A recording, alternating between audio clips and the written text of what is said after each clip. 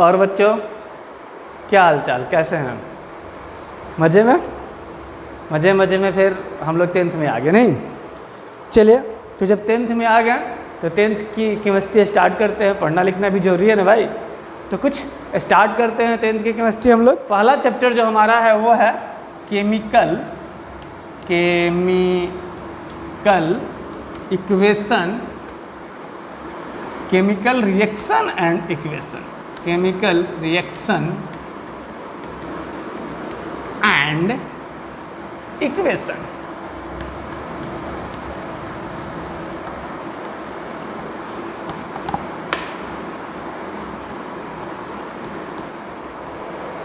और बच्चों क्या हाल चाल, मज़े में? तो मज़े में हम लोग 10th में आ गए, और जब 10th में आ गए तो कुछ पढ़ना स्टार्ट करते हैं। तो आज हम लोग 10th की केमिस्ट्री का पहला चैप्टर देखेंगे। कौन सा पहला चैप्टर है? तो केमिकल रिएक्शन एंड इक्वेशन। देखिए, आज तो इंट्रोडक्शन ही होगा पहले चैप्टर का, और हम लोगों ने अब तक क्या पढ़ा लगभग उन सब चीज़ों का मिक्स एक इंट्रोडक्शन क्लास है। इसमें थोड़ा बहुत हम लोग समझेंगे, सीखेंगे, कम्युनिकेट करेंगे एक दूसरे को समझेंगे कि कैसे हमको पढ़ना है, आगे कैसे पढ़ना है। 10th में हम आ गए हैं, धीरे धीरे हम लोग नियर टू बोर्ड होते जा रहे हैं, तो भाई पढ़ना कैसे है।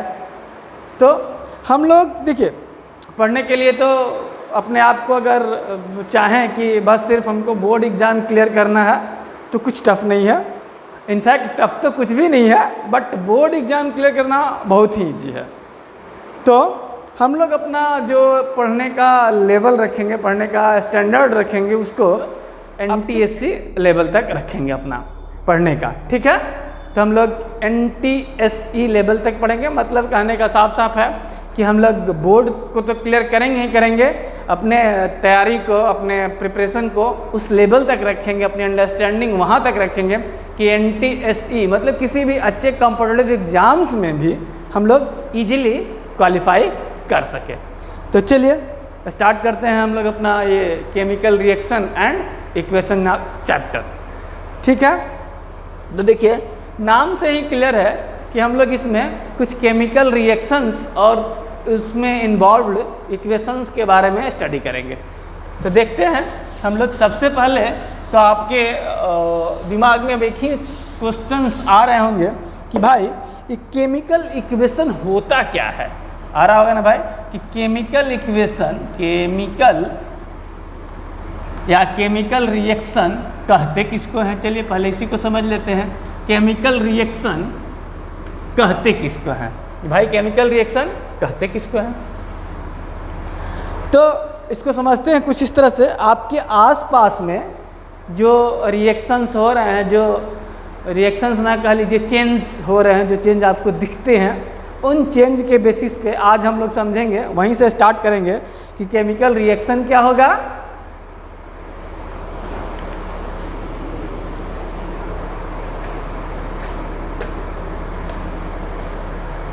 वहीं से हम लोग समझेंगे कि केमिकल रिएक्शन क्या होगा और केमिकल इक्वेशंस क्या होंगे, ठीक है। तो यहाँ हमारा सबसे पहला क्वेश्चन ये है कि व्हाट इज केमिकल रिएक्शन। तो देखिए, मान लीजिए जैसे आप देखते होंगे, आप अपने आसपास में देखते ही हैं, क्या देखते हैं?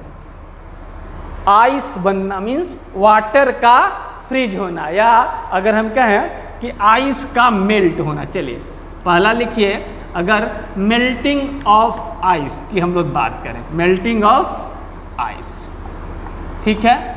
या दूसरा अगर आपको दिखता होगा फेनोमेनन, आपके आसपास होता होगा, क्या दिखता होगा? वाटर का इवोपरेट होना, evaporation of water, evaporation of water, ठीक है। दिखता है ना भाई, आपके आसपास ऐसा फेनोमेनन दिखते रहते हैं। तीसरा आपको क्या दिखता है? हम लोग क्या करते हैं? शक्कर लेते हैं, मतलब शुगर, और उसको वाटर में डिजोल्व कर लेते हैं। तो लिखिए क्या?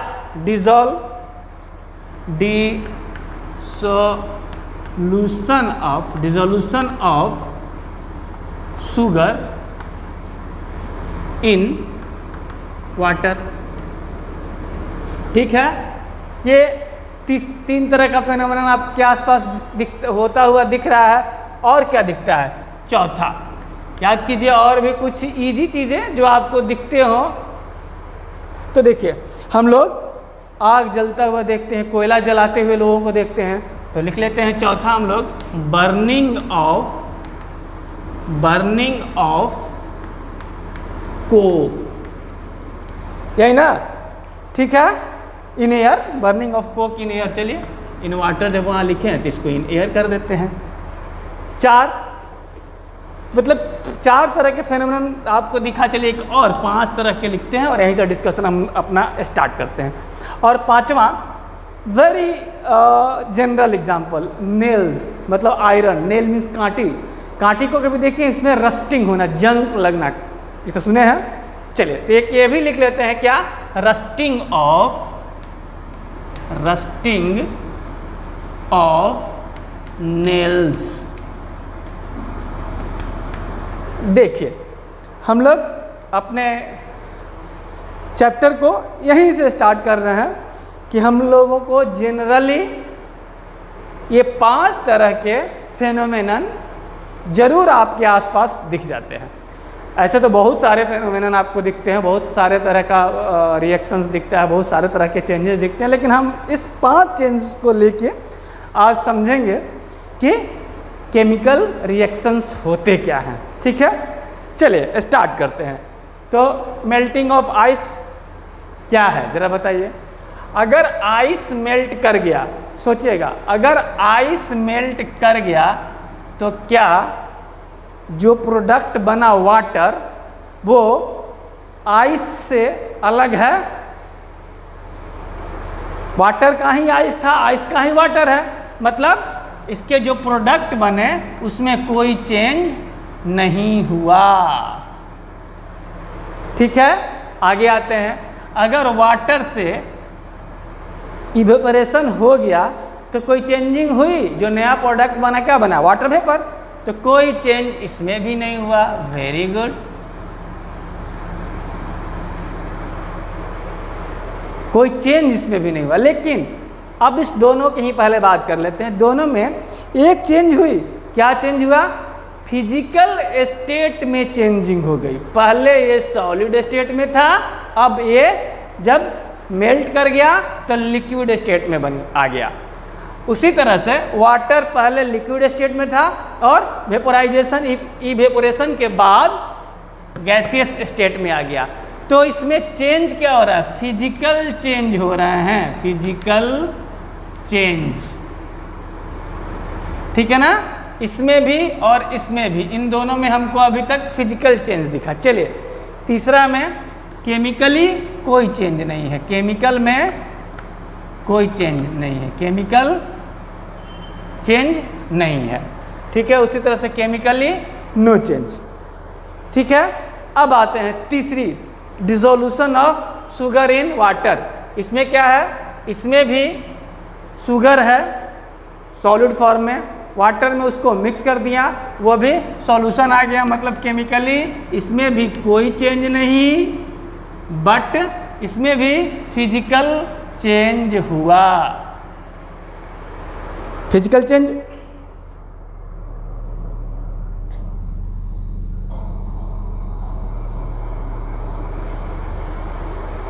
तो अब हम क्या कह सकते हैं कि इन तीनों के बारे में, इनमें मेल्टिंग ऑफ आइस, आइस अगर मेल्ट हो गया तो उसके बाद कोई नया केमिकल नहीं बना, कोई नया केमिकल नहीं प्रोड्यूस हुआ, कोई नया केमिकल सब्सटेंस नहीं बना।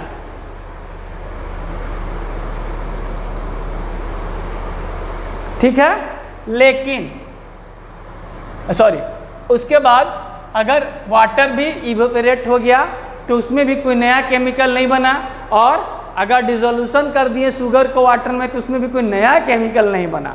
तो इन लोगों के क्या स्टेट में चेंज हुआ? ये लोग अपना स्टेट चेंज कर लिए, मतलब फिजिकली आप देख के बता सकते थे कि हाँ भाई पहले ये आइस था क्योंकि सॉलिड था, अब वो लिक्विड हो गया, वाटर हो गया। तो इनके फिजिकल स्टेट में चेंज हुआ, बट केमिकली इनमें कोई चेंजिंग नहीं हुआ। अब आते हैं आगे, burning of Coke in air. ज़रा बताइए, जब कोयला को हम लोग बर्न करते हैं एयर में तो क्या होता है? जब कोक को बर्न कीजिएगा तो आपको CO2 प्लस H2O कुछ ऐसा मिलेगा। मतलब जब कोयला को बर्न कीजिएगा तो उसके केमिकल में चेंज मिल जाएगा।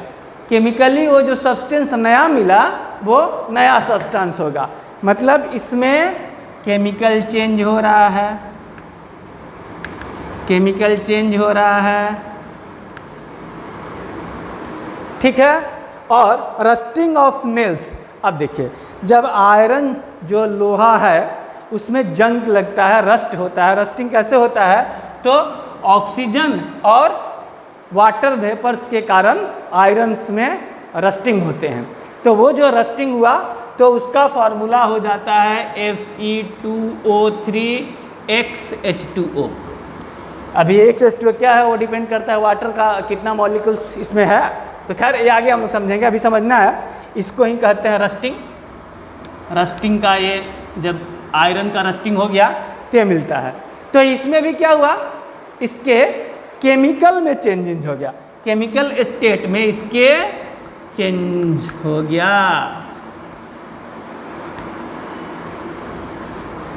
ठीक है। तो देखिए, अब हम लोग यहाँ से ये बातें समझने लगे थोड़े थोड़े कि हमारे आसपास दो तरह के चेंजेज वाले रिएक्शन दिख रहे हैं।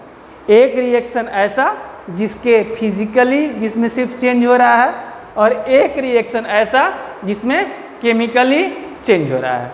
तो हम लोग यहाँ से डिफाइन कर सकते हैं दो तरह का रिएक्शन, एक फिजिकल, एक chemical reaction.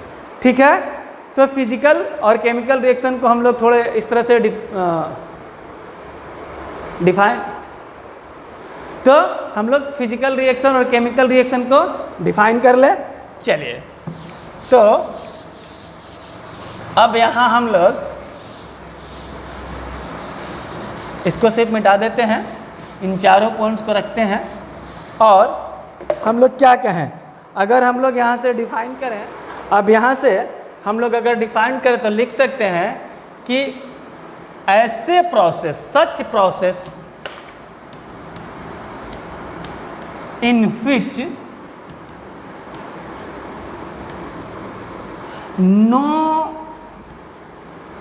new chemical substance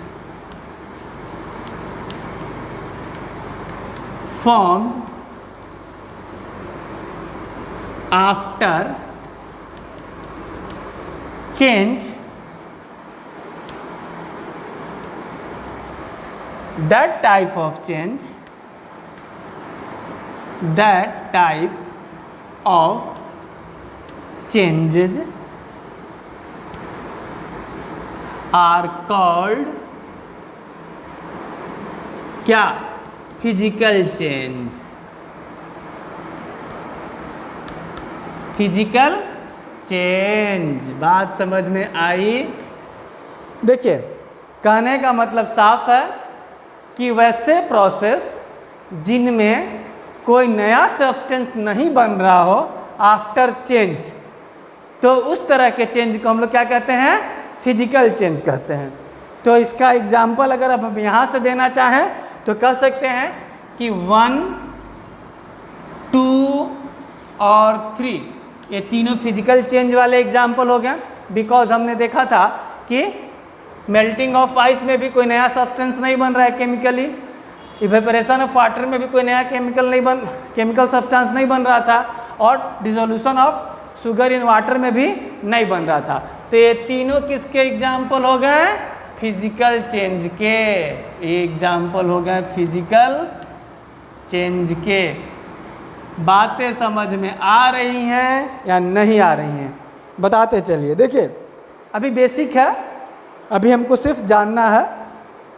introduction कर रहे हैं हम लोग इस चैप्टर से, हम लोग समझना चाह रहे हैं कि आखिर इस चैप्टर कहना क्या चाहता है, इसमें हम लोग पढ़ेंगे किस चीज़ों को।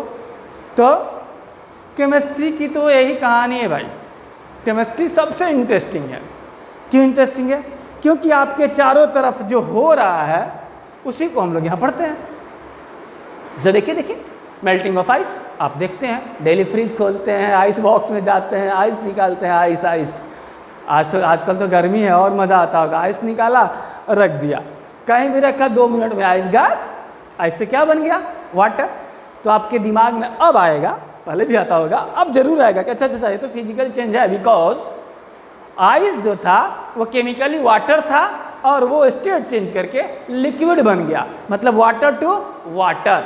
दैट मीन्स कि कोई इसमें केमिकली चेंज नहीं हुआ, तो ये केमिकल रिएक्शन नहीं है। क्लियर? ये फिजिकल चेंज हो रहा है इसमें। बात समझ में आ रही है? बहुत बढ़िया। थोड़ा स्लो ही चलेंगे, टेंशन मत लीजिए। अभी आस्ते आस्ते हम लोग एक्सेलरेट होंगे, जैसे जैसे हमारी अंडरस्टैंडिंग बनती जाएगी, जैसे जैसे समझते जाएंगे आप, हम लोग आगे बढ़ते चलेंगे। दूसरा देखिए, देखिए अब वाटर का कहानी 1 और 2 छोड़ दीजिए, आते हैं अब तीसरा। डिसोल्यूशन ऑफ शुगर इन क्या है? वाटर। ये तो सिंपल सी बात है, आजकल तो और इम्पोर्टेंट है। गर्मी में मामाम क्या शरबत चाहिए? अरे भाई शरबत कैसे बना? पानी लिया, उसमें चीनी मिलाया, शुगर मिलाया। अब देखिए, क्या कोई केमिकल चेंज हुआ इसमें? आपके पानी में जो केमिकल है, क्या कोई चेंज, नया केमिकल बना? नहीं, वही शुगर जो था आपके पानी में डिज़ोल्व हो गया और क्या बन गया? आपके लिए शरबत बन गया।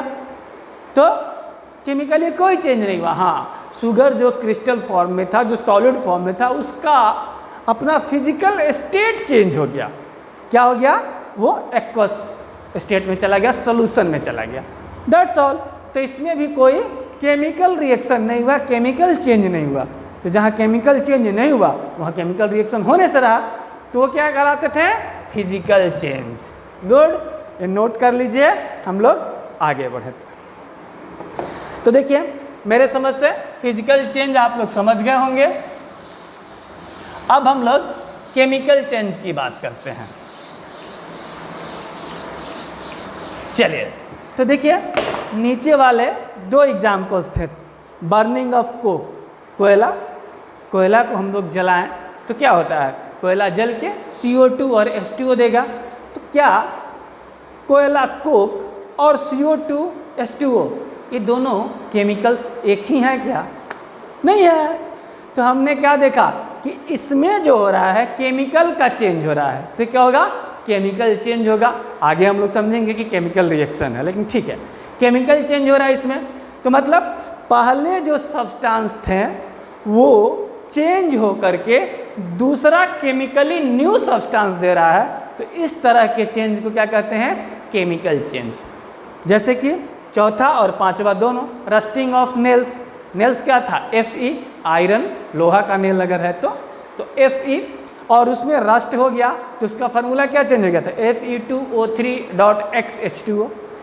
क्लियर? आपको साफ दिख रहा है कि पहले केमिकल क्या था? Fe, और अब फाइनली चेंज होकर केमिकल क्या बन गया? Fe2O3.XH2O। एक्चुअली H2O इसलिए लिखते हैं, वो बाद में आपको हम लोग क्लियर करेंगे। तो रस्टिंग में भी नया केमिकल चेंज हुआ। तो क्या कहेंगे कि वैसे प्रोसेस जिनमें क्या चेंज के बाद नया केमिकल बनता हो तो उसको क्या कहेंगे? Chemical change.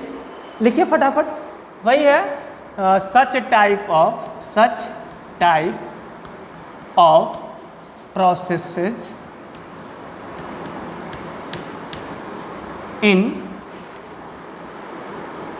in which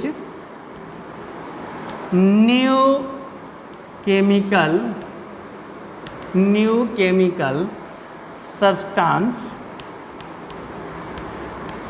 formed after change is called what? Chemical change।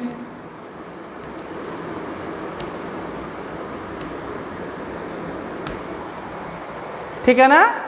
तो और इसके लिए अगर हम एग्जाम्पल की बात करें तो हम लिख सकते हैं कि 4 and 5, यहाँ से हम लोग देखेंगे तो ये 4 and 5 जो हैं ये केमिकल चेंज वाले एग्जाम्पल हुए।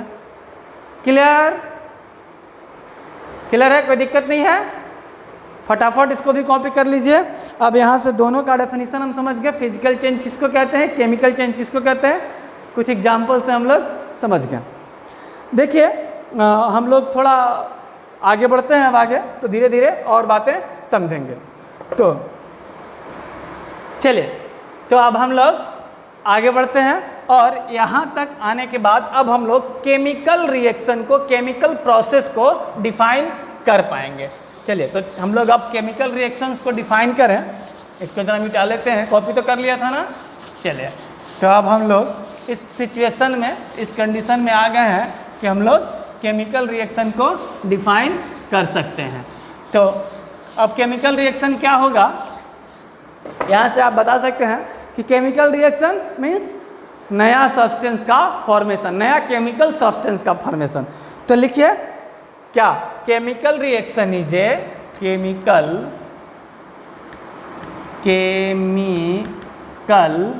Reaction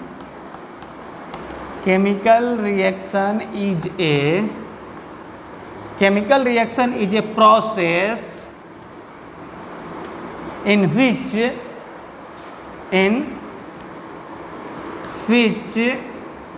new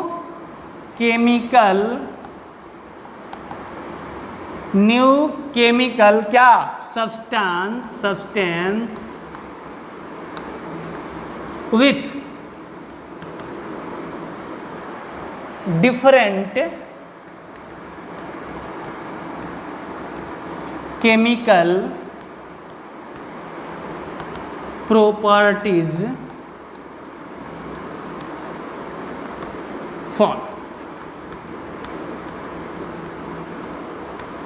Properties are formed। देखिए, chemical reaction is a process in which new chemical substance with different properties are form. Clear है? ये हम लोग देख ही चुके थे कि फिजिकल चेंज सिर्फ होता था तो फिजिकल चेंज है, और केमिकल प्रॉपर्टीज़ का चेंज हो गया तो वो केमिकल चेंज है। तो केमिकल रिएक्शन किसको कहते हैं, वैसे रिएक्शंस को जिसमें केमिकल प्रॉपर्टीज़ में चेंज होता था। मतलब साफ है कि अगर एक सब्सटेंस है, उसका केमिकल प्रॉपर्टी कुछ है, उसमें उसके केमिकल प्रॉपर्टीज़ में अगर कुछ चेंज हो गया तो उस प्रोसेस को हम लोग केमिकल रिएक्शन कहते हैं। कितना इजी है, क्या है कि अगर कोई केमिकल है, कोई सब्सटेंस है, उसके केमिकल प्रॉपर्टीज़ में कुछ भी चेंज हो गया तो उसको क्या कहते हैं, केमिकल रिएक्शन। क्लियर? तो देखिए, पहला मेरा पार्ट समझने का ही था। हमने क्या लिखा था, केमिकल रिएक्शन, मतलब केमिकल रिएक्शन कहते किसको हैं। समझ गए? पक्का? ठीक है ना, कोई डाउट नहीं? Very good. तो हम लोग ये बात समझ गए कि केमिकल रिएक्शन कहते किसको हैं। बहुत बढ़िया। अब इसमें कुछ बातें हैं, आपको समझ में आया होगा कि केमिकल चेंज हुआ। केमिकल चेंज हुआ मतलब क्या? तो देखिए, केमिकल चेंज होना सिर्फ रीअरेंजमेंट ऑफ एटम्स से होता है। मतलब कि सर क्या मतलब ये है कि ऐसा नहीं है कि एक एटम अगर किसी चीज़ का है वो बदल के दूसरा एटम बन जाएगा। ना, ऐसा नहीं होना है। होना क्या है कि पहले जो बॉन्ड्स थे किसी एटम्स के बीच, वो बॉन्ड ब्रेक होंगे और नए एटम्स के साथ नया बॉन्ड बन जाएगा।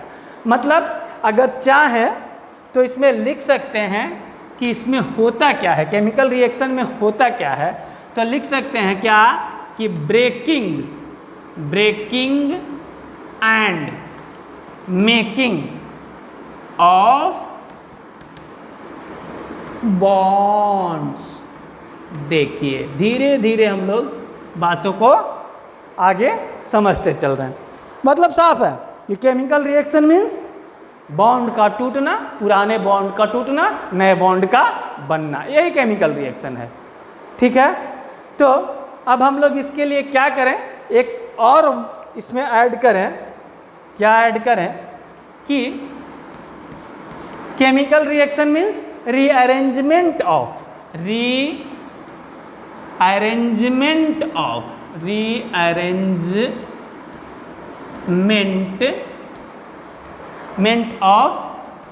एटम्स। मतलब एटम का रीअरेंजमेंट है। ऐसा नहीं है कि एक एटम दूसरा एटम में कन्वर्ट हो जाए। मतलब एक एटम अगर कोई है आयरन का तो कन्वर्ट होकर कैल्शियम का नहीं बन सकता। होगा क्या कि अगर आयरन का एटम किसी और एटम के साथ बॉन्ड बनाए हुए है तो वो बॉन्ड टूट जाएगा और वो कार्बन का एटम या वो आयरन का एटम किसी और एटम से जाकर के किसी दूसरे एलिमेंट से जाकर के बॉन्ड बना लेगा। तो इसलिए इसको कहते हैं रीअरेंजमेंट ऑफ एटम भी। ठीक है, तो अब हम लोग इसको ऐसे भी समझ सकते हैं। देखिए जैसे मान लीजिए कि AB प्लस CD मिलने से रिएक्ट करके बनाया AC प्लस DB। तो इसमें क्या हुआ, ये जो एटम अटैच था A और B, दूसरा C और D, तो क्या किया, अब A जो है C से अटैच हो गया, D और B से अटैच हो गया। मतलब क्या हो गया, सिर्फ रीअरेंजमेंट हुआ किसका, एटम्स का। तो आप केमिकल रिएक्शन को कह सकते हैं कि ये सिर्फ और सिर्फ रीअरेंजमेंट ऑफ एटम्स है या ब्रेकिंग और मेकिंग ऑफ बॉन्ड्स की कहानी है। ठीक है, चलिए अब हम लोग आगे तो हम लोग आगे बढ़ते हैं और इसके कुछ एग्जाम्पल्स भी अगर आप चाहिए तो लिख ही लीजिए। एग्जाम्पल्स की बात अगर करें तो देखिए, जो केमिकल रिएक्शंस हैं जो हमारे डे बाय डे लाइफ में दिखते हैं उनकी बात अगर हम करें सीधे तो देखिए, पहला कुकिंग फूड, ये जो खाना बन रहा है ये भी केमिकल रिएक्शन है। दूसरा रेस्पिरेशन, जो हम लोग सांस लेते हैं ये भी केमिकल रिएक्शन है।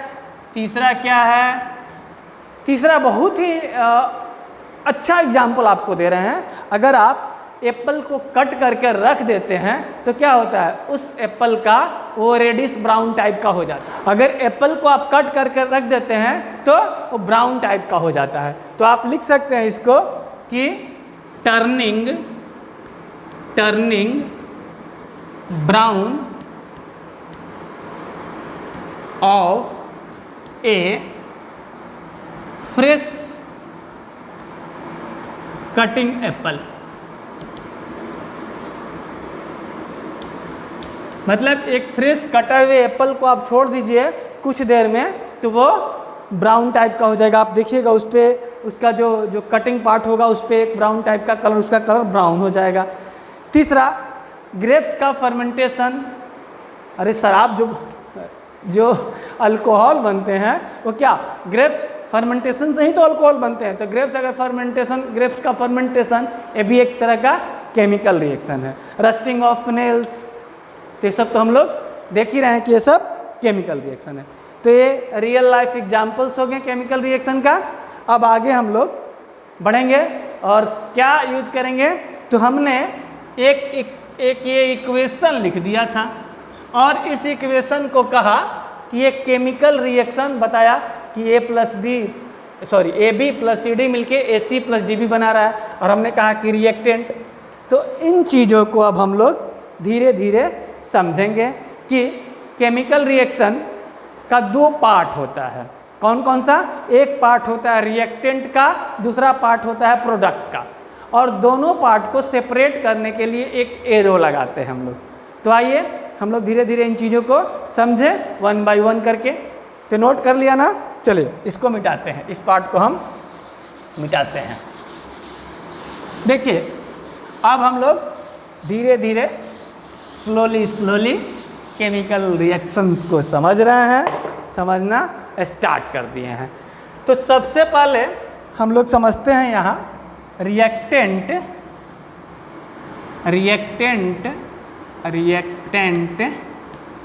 एंड प्रोडक्ट की बात करते हैं। कौन सा रिएक्टेंट, कौन सा प्रोडक्ट किसको कहेंगे, रिएक्टेंट एंड प्रोडक्ट। तो देखिए अगर कोई केमिकल रिएक्शन, ठीक है ना, हो रहा है तो जो स्टार्टिंग मटेरियल लिए थे जिनके रिएक्शन से प्रोडक्ट मिला, सीधे सीधे दिख रहा है, अब आपको समझ में आ रहा है कि रिएक्टेंट कौन सा होगा, प्रोडक्ट कौन सा होगा। कैसे?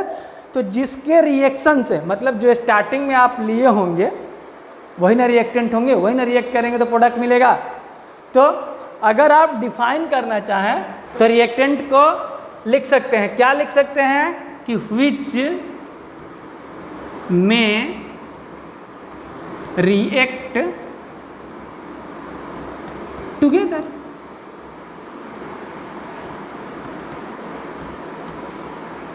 ठीक है, क्या लिख सकते हैं रिएक्टेंट को कि विच में रिएक्ट टुगेदर। ठीक है ना, कोई दिक्कत? अच्छा आगे पूरा लिख ही देते हैं, आर कॉल्ड, चलिए भाई, आर कॉल्ड रिएक्टेंट। ठीक है, तो प्रोडक्ट को क्या लिखेंगे? प्रोडक्ट को लिखेंगे कि आफ्टर रिएक्शन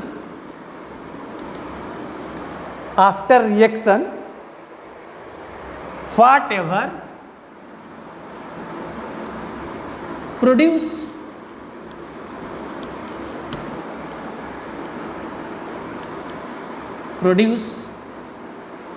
अरे सारा बड़े ठीक से लिखो भाई, प्रोड्यूस आर कॉल्ड प्रोडक्ट। देखिए एक तो मेरा लिखने का जो तरीका कभी सीधा लाइन होता ही नहीं है, लगता है कि यहाँ से स्टार्ट किए और पहुँच गए उस कॉर्नर पे, कमाल है। खैर कोई बात नहीं, धीरे धीरे सीधा हो जाएगा। सब लोग सीधे हो जाते हैं, लाइन क्यों नहीं सीधा होगा। चलिए, तो खैर समझने से मतलब है हम लोग अभी समझ रहे थे रिएक्टेंट्स एंड प्रोडक्ट्स।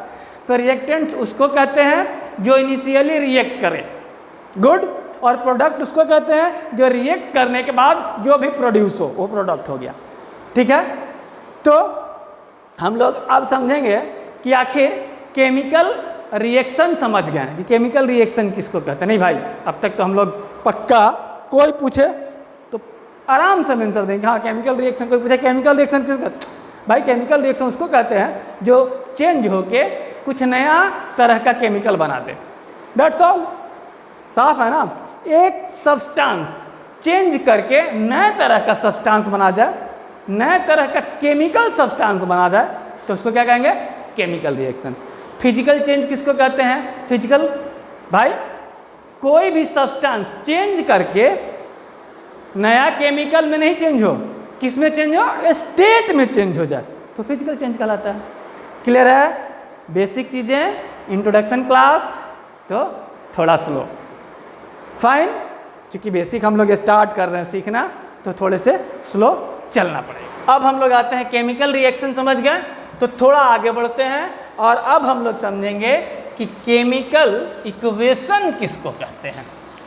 क्योंकि दो टर्म्स से स्टार्ट हुआ था अपना क्लास, अपना चैप्टर भी, तो इन दोनों टर्म को हमको समझना जरूरी है। जब दोनों टर्म्स को ही नहीं समझेंगे तो उनके बारे में क्या पढ़ेंगे। ठीक है ना, चलिए, तो अब हम लोग समझेंगे कि chemical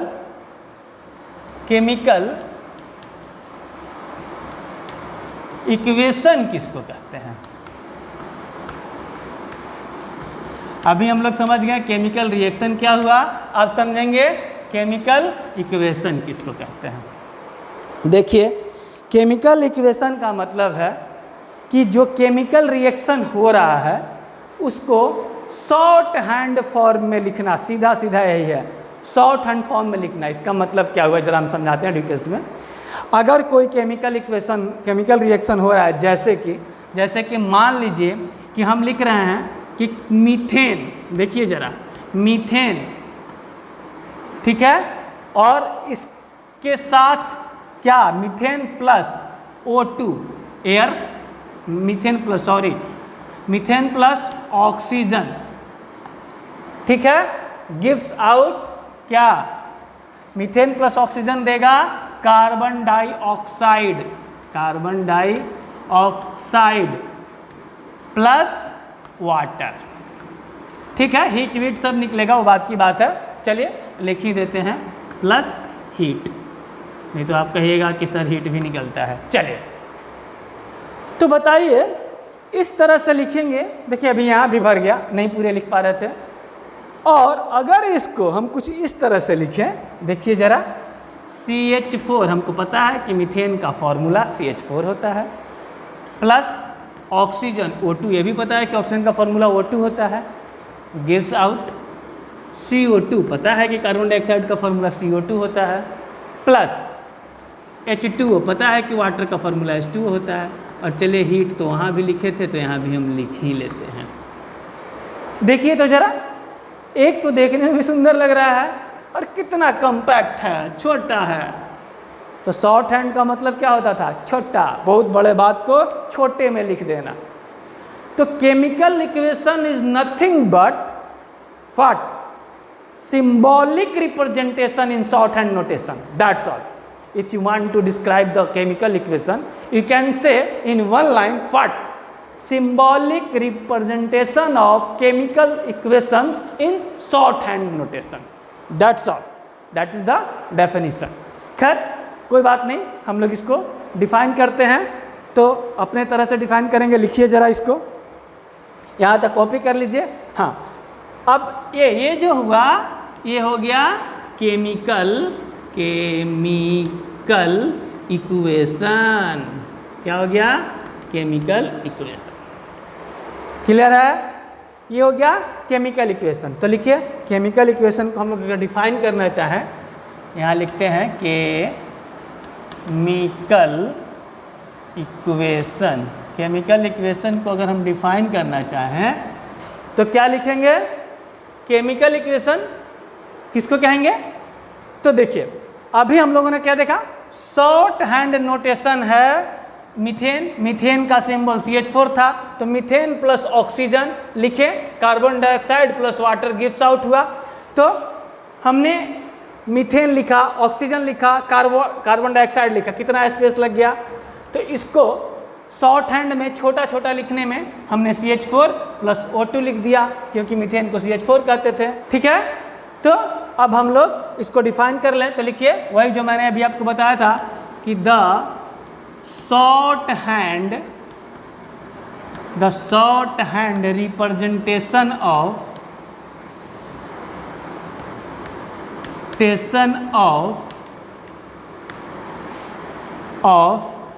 chemical reaction in symbolic or formula. Shorthand representation of chemical reaction in symbolic or formula forms are called chemical equation. ठीक है, और एग्जाम्पल के लिए वही फिर से हम लोग लिख लेते हैं। एग्जाम्पल के लिए हम लोग लिख लेते हैं क्या? CH4 plus O2 gives out CO2 plus H2O, CO2 plus H2O plus heat. फटाफट नोट कीजिए इसको, फिर आगे बढ़ते हैं। देखिए अब हम लोग केमिकल इक्वेशन को समझ गए। Chemical equation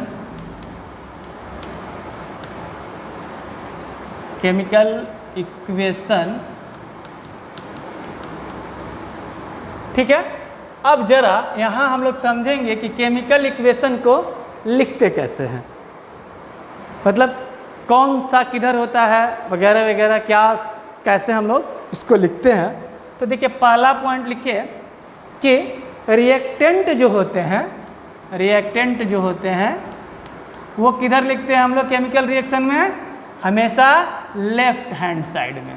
left hand side में। गुड। दूसरा लिखिए, प्रोडक्ट किधर लिखते हैं हम लोग? प्रोडक्ट जो है हम लोग लिखते हैं राइट हैंड साइड में। ठीक है। तीसरा, अब देखिए, रिएक्टेंट और प्रोडक्ट को सेपरेट करने के लिए हम लोग एक एरो लगाते हैं। इन दोनों के बीच में एक एरो लगाते हैं। इससे क्या होता है, रिएक्टेंट और प्रोडक्ट को सेपरेट करते हैं। और एरो जो होता है पॉइंटिंग टू, क्या होता है, पॉइंटिंग टू प्रोडक्ट। ठीक है।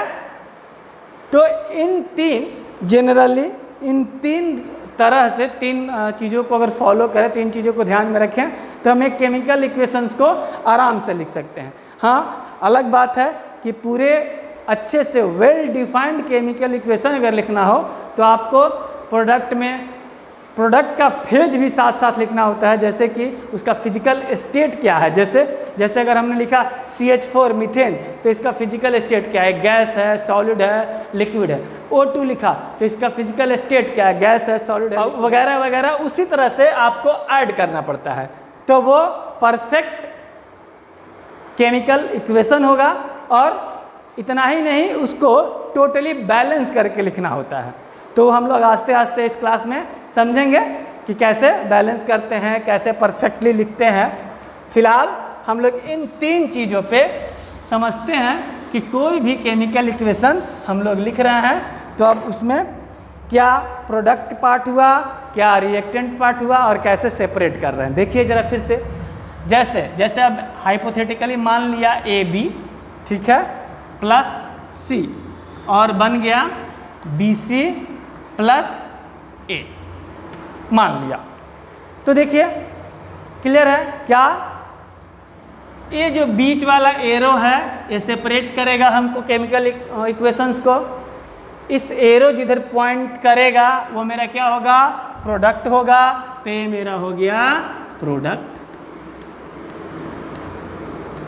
और जिससे मिलके बन रहा है ये हो गया रिएक्टेंट।